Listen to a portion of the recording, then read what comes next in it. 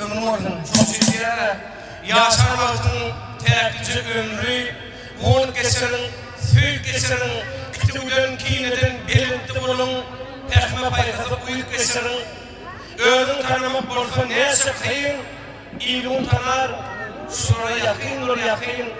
Yaşaman dünyada oğluyun okuyun, dünyanın güzelliğin duyuk geçerin. Tehir ahlak bilen hayranı kustur, hiç kim dinlemedi ağlayarmışlar. Ondan okun şu oturun doğun kardeşler, tarbadakla hormat geçerin.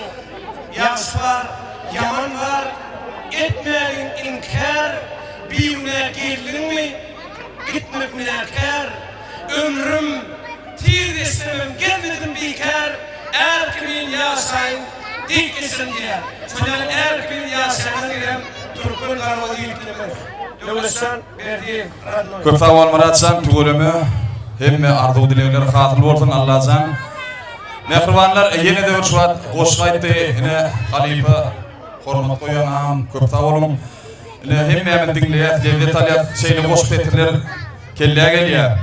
Bir nazar Hudaýnazarowyň şeyli goşup etirleri var. Oň jok zatlar agzap durmalyn. Aylar geçtin, yıllar aylanyp dursun. Yazlar yasa toylar toyamen desin, ak gün depemizden sallanıp dursun. Her zatın reçeti, dereceti var, her paslın öğlenin dereceti var. Adamın ağı var, karacatı var, yağışlar yamandan saylanıp dursun.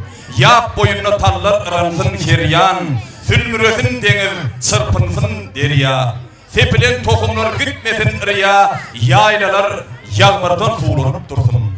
Öydür üzügü durluğu bilen, adamı tanarlar yerligi bilen, sekerin şiğidek terligi bilen, gıyı çıksın, yigitlerimiz öylünüp dursun. Oğullarımız atayımşın bitirsin, herkesine öz ornuna otursun. Gelen özü bilen dövlet getirsin, gidenler iline köylünüp dursun. Bir derek gitmeden verilen öğütler, koy yetişsin karga değerli bürgütler. Hek diyenge meh diyecek yigitler, çapılacak atyalı şaylanıp dursun. Boysa da adamlar belendi, pesli, maydaha bolmanır Türkmen'in asli. Oğulhanın iyili, göğroğluyun nesli, oğlaman hov murtunuz toğlanıp dursun diye. Mehribanlar, şu acayip koştetirlerinin Alipa, Novat gerektiler.